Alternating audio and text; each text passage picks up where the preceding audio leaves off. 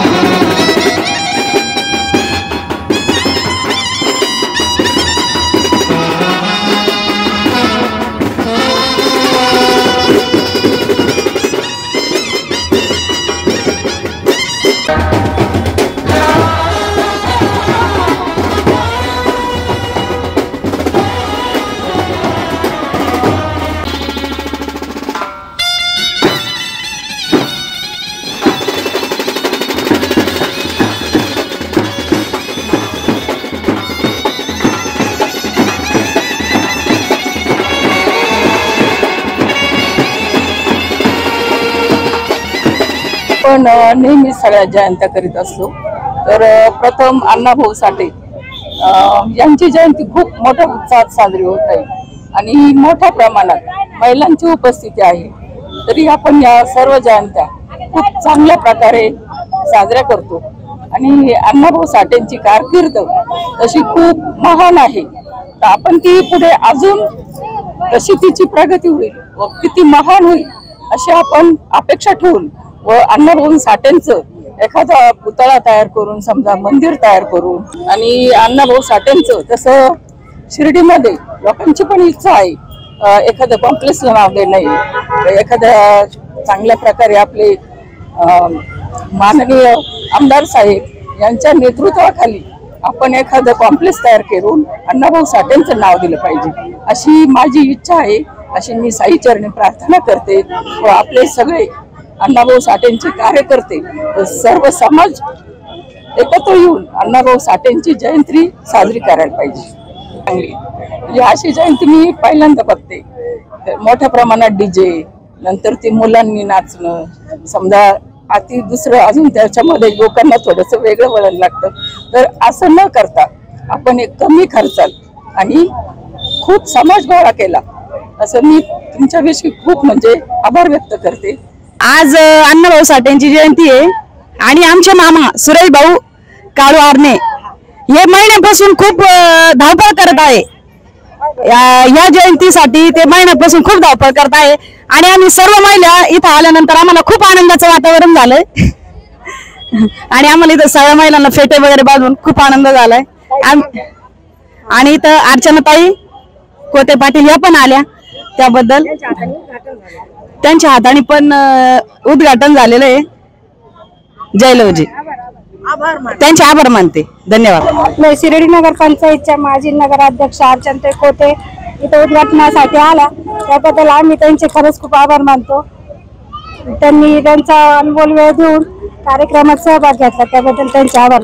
खूपच छान कार्यक्रम झाला। 1 महिन्यापासून नियोजन चालू होतं, खूप मेहनत घेतली आहे आणि त्या मेहनतीचं फळ आज दिसतंय। खूप मोठ्या संख्येने महिला आहेत, पुरुष पण आहेत, नियोजन पण खूप छान आहे।